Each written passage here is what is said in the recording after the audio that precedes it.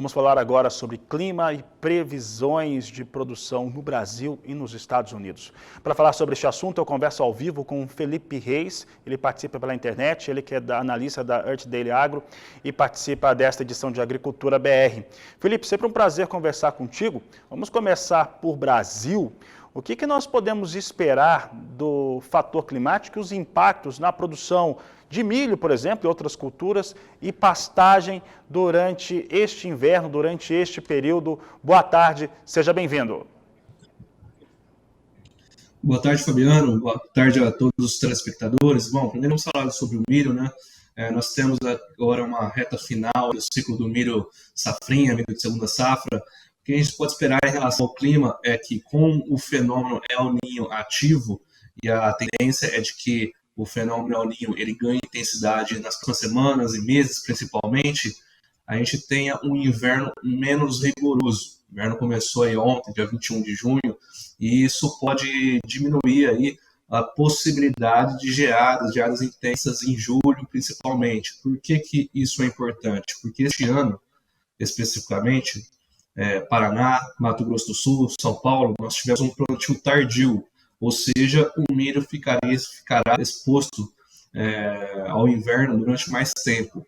Se tivermos aí geadas, isso pode diminuir o potencial produtivo, o rendimento das lavouras. Com o fenômeno El Niño ativo, este risco de geadas é menor, ou seja, é um benefício, possível benefício caso nós tenhamos de fato um inverno menos rigoroso para as lavouras de milho aqui no Brasil. Que a gente olha para os próximos dias, para as próximas semanas, 2 semanas, já são aquelas temperaturas, aquela onda de frio perdendo intensidade, tá?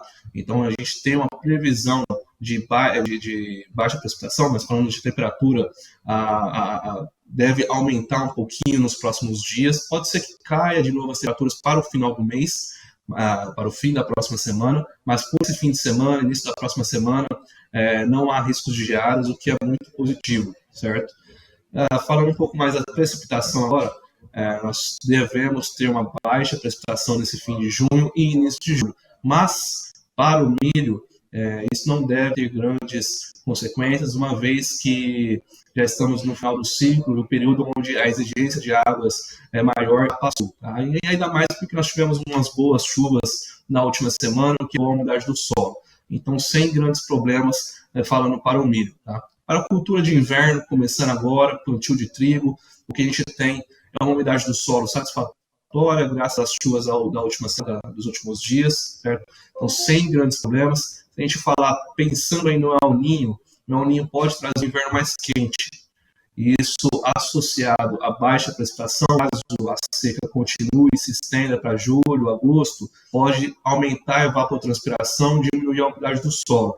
Sem problemas para esse curto prazo, não vemos nenhum risco para o curto prazo, mas se isso se estender para os próximos meses, pode trazer uma preocupação aí para o trigo e também para as pastagens. Tá certo, Felipe. E, Felipe, agora eu vou fazer o seguinte, vamos sair do Brasil, vamos falar de Estados Unidos. Nós temos visto nas últimas semanas uma movimentação muito interessante do ponto de vista de formação de preço de soja e milho em Chicago, que acaba refletindo aqui no Brasil.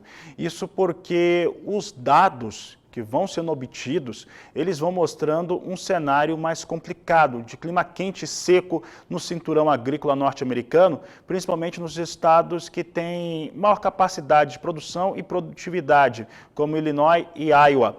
O que se pode esperar dessa localidade, né, desse cinturão agrícola norte-americano, já que tem tudo a ver com a formação de preço aqui no Brasil, em relação aos próximos 30 dias? Chove por lá?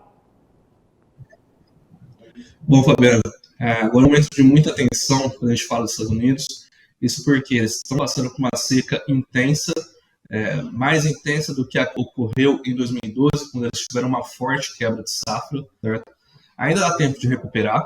Em 2021 a gente viu esse cenário, onde no fim de junho voltou a chover e a produtividade ficou bem dentro da média.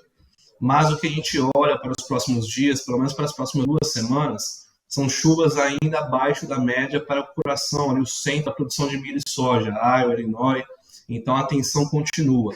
Caso essa seca se estenda para o fim de junho, como está previsto início de julho, como está previsto, mas até o final de julho, aí nós teremos uma quebra de safra, provavelmente para os Estados Unidos. Para a soja, ainda tem um tempinho aí um pouquinho mais de tempo para recuperar. As chuvas de agosto são também importantes para a soja. Por enquanto, o cenário que nós estamos analisando já é de uma quebra de 3% a 4% para milho e soja, certo? Estamos estimando aí em torno de 377 milhões de toneladas para milho, 10 milhões a menos do que o USDA. Mas se nós tivermos um cenário similar a 2012, essa produção pode chegar e pode ficar abaixo de 310 milhões de toneladas, certo? Então, hoje a gente trabalha com viés pessimista, devemos diminuir ainda mais nas próximas semanas, já que o volume de chuvas esperado, apontado pelo modelo europeu, é baixo. Por outro lado, o modelo americano já mostra uma volta das chuvas ali na região das Dakotas, Dakota do Norte, Dakota do Sul e norte de Minnesota. Ainda não é o ideal, mas já é uma melhora. A gente tem que prestar muito bem atenção nessas próximas semanas, porque uma quebra de 70 milhões de toneladas impactaria no preço do milho no mercado internacional e, consequentemente, aqui também no mercado brasileiro.